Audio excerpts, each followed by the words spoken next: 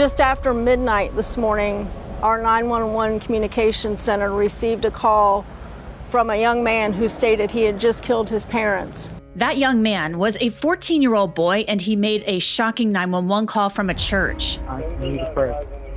You need to pray? Yes, ma'am. I look at the disturbing double homicide case out of Florida, and the sheriff will join me with new details about the case. And after he committed this heinous, terrible crime, he called her first.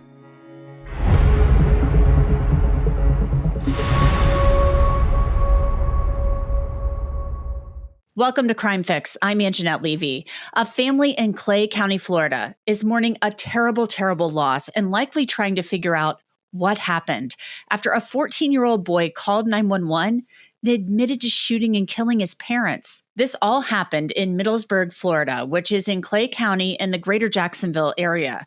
This is a relatively safe area. And while this would be shocking no matter where it happened, it was particularly surprising to happen in this community. The sheriff says 14-year-old Trevor Lee shot and killed his parents at the family's home on Silver Point. It happened sometime early Sunday morning. An incident report says Clay County deputies found Dave Lee and Brandi Smith Lee with gunshot wounds in their bedroom. And their son, Trevor Lee, had walked to a church and called 911, but not before his sister called 911 first. Take a listen. Are you there with Please him? send help. No, I'm all the way in California. Please, I need you to send help. What makes you? I don't know. I don't know where he's at. I have no idea where he's at. But please, hurry up. Now, as I mentioned, that was Trevor Lee's older sister, and she's in the military in California. Trevor's sister said something that might be important later. Honestly, I'm in the military. I don't know what goes on. But they just had a good day. They went to the movies, bro. They went to the movies. The older sister told that 911 call taker that they had had a good day and had gone to the movies. So who knows what that could reveal. Then Trevor Lee called 911 from the Cross Point Church early Sunday morning. Now, a lot of these calls are redacted because in Florida, if a person makes admissions to a crime, they are redacted from the public record until the case ends. 911, how can I help you? Hello, I'm by the road. I threw my backpack away from me. I'm stripped. I'm waiting for the police. What do you mean you're I have stripped? nothing in my pocket. I emptied my pockets and everything. There's nothing in my pockets. And I'm not on the sidewalk. I'm in the middle part. You're going to be in the parking lot? No, in the middle part. In the middle part of what? Of the church? I'm gonna pray first. I need to pray. You need to pray? Yes, ma'am. Okay. Before you start praying, tell me exactly where you're at. If you're driving towards the church, I'm right out in front of the church. There's a big cross. Now, keep in mind, during this call, Trevor Lee has told the call taker that he shot and killed his parents. At one point during the call, the 14-year-old relies on that call taker for comfort. Do you pray? Yes, sir. Go ahead. I'll listen to you. Well, I was going to ask if you could pray for me, ma'am. Right now. I'll definitely be praying for you, son. Okay, we've asked them not to point guns at you. Okay, they're going to be approaching you any minute. Now, this 911 call taker, she's worried that this could be an ambush. Sheriff Michelle Cook, she's going to join me to discuss why very shortly. Detectives and crime scene techs spent the morning at the house processing the scene, and a friend of Trevor Lee's told local news outlets that they are stunned by what has happened. One of the friends said that Trevor's family was one of the nicest that he knew, and that David and Brandi treated him very well, and that they considered him like a son and treated him as such. That same friend told a local TV station that Trevor called him around midnight to say goodnight and told him he loved him. Records show that the Clay County Sheriff's Office has been called to the home 5 times since 2021, once for a suicide threat that year. In 2022, there was a call for a disturbance. In 2024, deputies were called to the house twice for a sick person, and in April of this year, there was an unknown follow-up investigation. Then came the call for the shooting early Monday morning. I cover a lot of really scary crime stories here on Crime Fix, and if it's taught me anything, it's that privacy and personal safety absolutely cannot be compromised, especially when it comes to your personal info online. You would be really shocked at how much of your data, like your name, phone number, even your home address, is just floating around the internet for data brokers to find and sell. Ever wonder why you get so many of those annoying spam calls and emails? Well, that's why. Our sponsor, Incogni, is a crucial tool that helps you take back control by automatically identifying which data brokers have your info and then demanding they remove it.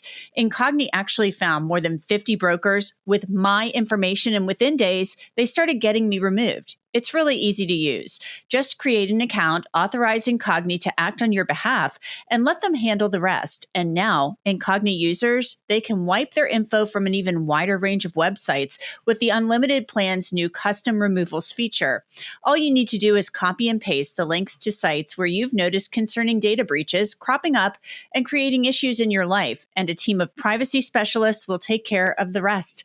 The new Incogni Unlimited feature even allows users to customize their data removals and tackle the toughest of breaches with the help of a team of privacy specialists. So if you care about your online safety, and you really should, take your personal data back with Incogni. Use code CRIMEFIX below on the screen and get 60% off an annual plan. So to discuss this incredibly disturbing case, I want to bring in Sheriff Michelle Cook. She is the sheriff of Clay County, Florida, and her detectives are handling this investigation. So Sheriff Cook, thank you so much for coming on. What's the very latest in this investigation? Well, a little bit of news to share. This is obviously extremely tragic when you have a 14-year-old that feels such a way that the only solution is to kill their parents. We are still very early in this investigation. The suspect has been very cooperative with our detectives, and walking us through his thought process, and all of that will be revealed in time. But through the investigative process, we did discover that he had called his sister prior to calling 911. And so that's some new information that we're going to have to track down. His sister is in the military, is stationed in another state. So we're going to have to get her in and interview her regarding this issue, this terrible, terrible incident. Wow. That kind of blows my mind. I mean, it does and it doesn't. I mean, he's done something that he's admitted to, and he calls his older sister. Obviously, she's older. She's in the military. Do we have any idea kind of how much older? I mean, is she 18, 19? I don't know how old she is. I know she's old enough. Obviously she's stationed out in, I believe, in California. And after he committed this heinous, terrible crime, he called her first.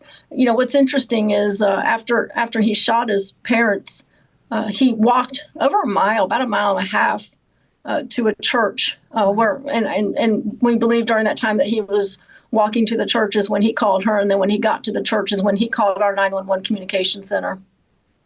Do we have an idea? I mean, that's another kind of strange thing about this. Do we know why he decided to walk to the church? I mean, I can kind of connect a dot and think that he called his sister to tell her what he did, and she likely told him to call law enforcement. That's right. Where I'm going in my head with that. But why walk to the church? Well, where his house is in relation to the church, even though it was, probably close to a mile and a half walk, it was a pretty direct line. This church sits up on a major road and is easily discernible as you're walking. And I'm thinking like you that his sister just encouraged him to call 911. And he probably felt that, walking up to the church and waiting for deputies to arrive was probably the safest place for him to do that. So he walks to the church and he calls 911. Your call takers, or the 911 center call takers, I'm assuming, they're dispatching, they're trying to get information from him. They're talking to him. What can we glean from this whole thing about why this unfolded the way that it did? Interestingly enough, we've had quite a few swatting calls in our community over the past couple of years. So initially when the call came in, there was some concern with our communication center that this was going to be another swatting call. So our communication center kept him on the line for quite a while as deputies responded to the house and surrounded the house and then attempted to make contact with the occupants inside the house. And based upon the information that our communication center was being given, the deputies made the determination to go ahead and make entry into the home to do what we call a protective sweep, where the deputies found the two deceased parents. And then our comm center, our dispatcher did a fantastic job keeping him on the phone and talking to him.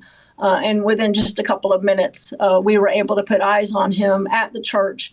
And at this point, we don't know if he was still armed. So the deputy that had eyes on him waited for a couple of backup deputies to get there, and then they came up with a plan and took him into custody. He came into custody peacefully. He did not push back at all. He was in fact extremely cooperative with the deputies who took him into custody at the scene at the church, and then also with the detectives later on in the evening who were interviewing him.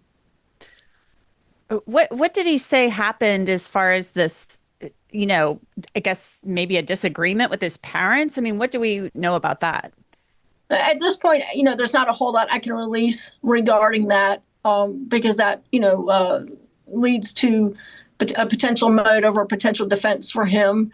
And, I will say that he was very candid about an argument that happened with his parents earlier in the evening. And he felt that, that this was his only way out, so to speak, was to take matters into his own hands. Very, very sad.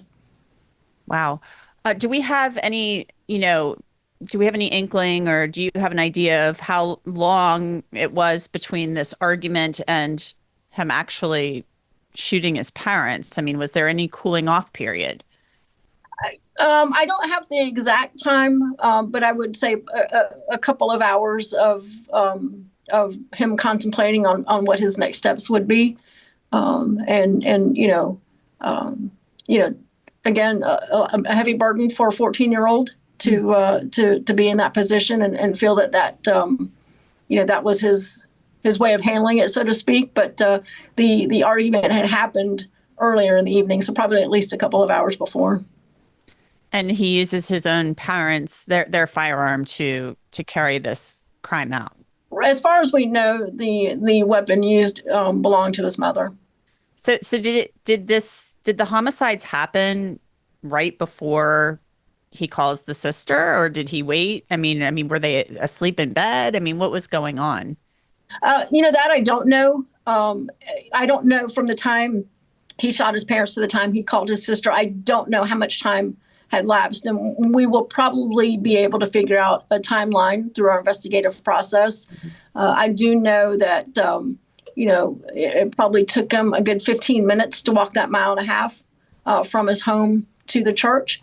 So, I don't know if he, left immediately after killing his parents and walked to the church, or if he waited around and then walked to the church. But we'll be able to figure that out through our interviews and piecing together the evidence that we have. You never know what goes on behind closed doors in somebody's house, but we've seen some kids on the local news down there saying that this seemed like a nice family, like that the parents were welcoming to the other kids. And these kids are shocked. They can't believe it. These friends of Trevor Lee. So, this to me is very confounding. Again, I say that, saying that you never know what's going on behind closed doors. Shocked, tragic. Clay County is an extremely safe community. We are, we have a population of about 240,000 people in our community. We are a very safe community. This has shocked the core of our community. Trevor was known by a lot of people. He was a local football player, just very shocked and tragic. And you never know what's going on behind closed doors. And I'm hoping that, for the sake of the family, that we can at least come to some conclusion as to what led up to this. Most certainly. Well, it sounds like, the teenage boy is cooperating, as you said. Trevor Lee is cooperating, but My God, it's wow. It's still, having covered crime for a long time, this is very shocking to me. Sheriff Cook, is there anything else you'd like to add? What I would like to say is, parents, make sure you're talking to your kids. Make sure you have an open line of communication with them. And if there's a kid that's struggling, that may hear this, reach out and ask for help. No doubt. Sheriff Michelle Cook, thank you so much. Yes, ma'am. Now, there are still so many questions that we really don't have the answers to right now. And one is whether Trevor Lee will be charged as an adult. I spoke with former Palm Beach County State Attorney Dave Ehrenberg about that. So, Dave, you're now in private practice as a defense attorney on the other side of the courtroom. This is an absolute tragedy on many levels, and there are still a lot of questions that we don't have the answers to. But I want to ask you specifically, we've got a 14-year-old boy who calls 911 from a church and says, I've shot and killed my parents. And so he's fessing up on a 911 call. We don't know anything about the circumstances surrounding this. Right now, he's charged with second-degree murder. His name is out there. How do you handle this as a state attorney, as the elected prosecutor?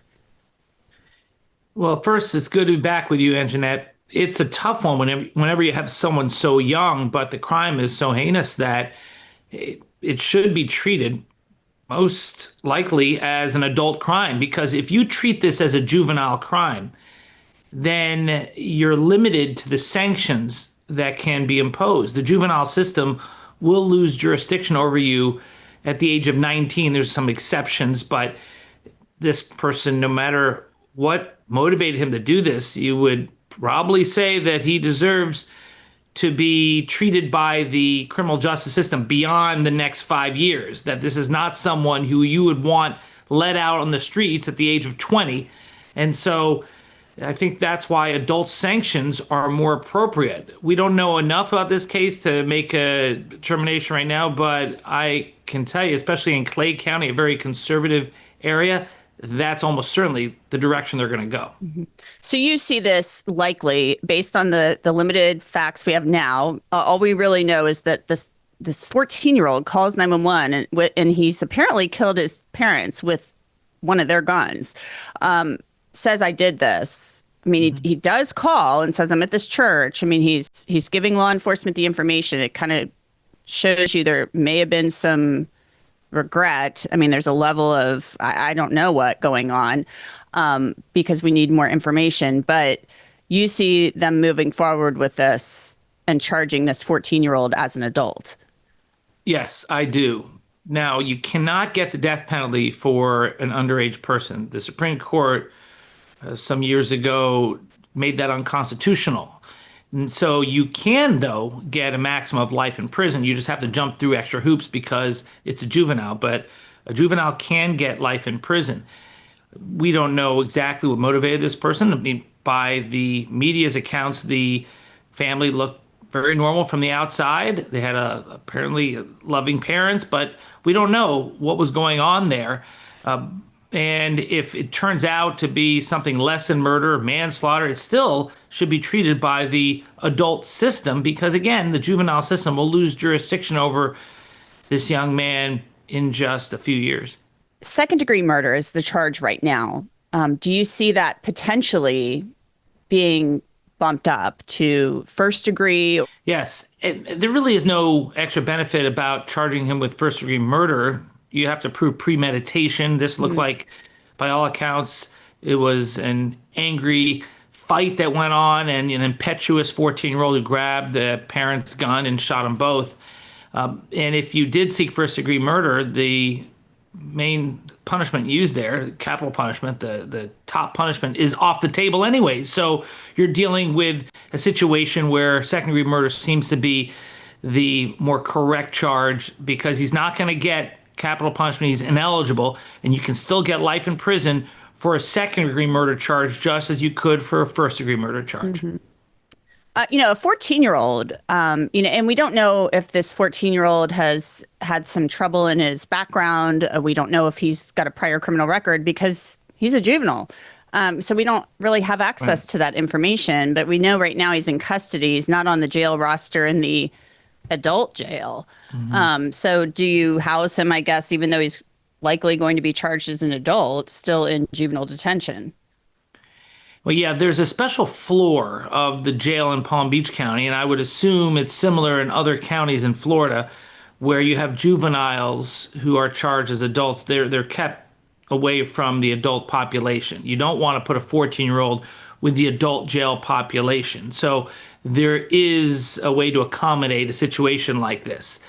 Now, 14 is extra young. That's even young for the juvenile system. But we've seen murders of even younger defendants than 14. So more details will come out about this, but when you're 14, your brain's still developing, and you should never give a 14-year-old access to a gun. It looks like the gun was not locked up, and the 14-year-old obviously knew where it was, and it was accessible to him. So this is yet another example of gun owners not taking the proper precautions. Gun safety is so important. I'm a gun owner myself. I would never think to have a gun hanging around the house easily accessible to a teenager. That is something that's really been brought up to me and in comments about this story, is the fact that this teenager used his parents' gun, more than likely, to kill his parents during a domestic dispute. And so even if there are just adults in the home, you know, they recommend that you should always be storing these firearms in a gun safe. They shouldn't just be easily accessible or laying out kind of willy-nilly for anybody to handle. That's right. And parents could be charged if they don't take the proper precautions, but they're dead here. I mean, it's such a tragedy. And so there are not going to be any further charges relating to that. And now the son is going to face repercussions really the rest of his life. And I'm sure he's going to have serious regret. He's 14. His brain is still developing. I'm sure he pretty much does not comprehend what he just did entirely. I mean, he just did something that destroyed 3 lives, his 2 parents and his own. And we don't know what was going on inside the home, but we do know that a lot of the friends of this teenager have been saying, I've been over there. The parents always treated me really nicely. This is something that happened, as far as we can tell, close to midnight.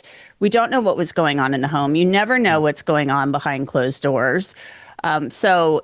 But from what the friends are saying, these teenage friends, they didn't see any red flags, or at least they're not saying that they did right now. Correct. But as you correctly said, you don't know what goes on behind those closed doors. The family that seems perfect from the outside can be far less once you're inside the home. This was at midnight, though. The tensions were heated. There was a bad fight, and somehow he got access to a gun and started shooting, and then reported on himself. He called 911, went to the church, and was arrested. But this is a tragedy all around, and it's going to drip out the details in the next few weeks, and we'll learn more and more. But even if there were problems at home, it never justifies taking law in your own hands and shooting to death your parents. I mean, even the Menendez brothers, who alleged it was sexual abuse in the home, they would have still been convicted of a crime. It would have been manslaughter, perhaps, and not murder. So we're not talking about, even if there was a bad situation at home, that this would be still an exoneration. This would be a get-out-of-jail-free card. No, you still have to face the consequences of your actions. And unless there's self-defense here, and there's no evidence that the parents grabbed the gun and was trying to kill the son, so self-defense would not seem to be a defense here, this kid's going away for a long time. Yeah, and violence is never the answer, especially gun violence. Picking up guns to solve problems is never the answer. So how long do you think this decision will take? How long do you think the state attorney in Clay County, do you think that it'll take long for that person to make this decision? Or do you think it'll be pretty clear cut? They'll be quick about the decision. There are time limits in place. And they'll move ahead with the decision. They'll announce that he's going to be tried as an adult. I'm sure it'll be a murder charge, most likely second-degree murder. I would be shocked if they decided to now move it into the juvenile system. Also, the cat is out of the bag. In the juvenile system, everything is done confidentially, and in the adult system, everything's out in the public. Well, we already know the names of everyone involved here. And so there's not a lot of incentive to all of a sudden put the toothpaste back in the tube and now say, okay, we're going behind closed doors. We're not going to let anyone know who the parties are. We're going to put this in a juvenile system. We're going to get them rehabilitation, and he'll be back on the streets at the age of 19 or 20. So no, that's not going to happen. I think for sure in that area in Clay County, they're going to prosecute him as an adult. Yeah. Only a matter of time. Well, we will keep an eye on it. Dave Ehrenberg, thank you so much. Thank you, Angenette. And right now, Trevor Lee is being housed in a juvenile detention center. He faces 2 counts of second-degree murder. And that's it for this episode of Crime Fix. I'm Angenette Levy. Thanks so much for being with me. I'll see you back here next time.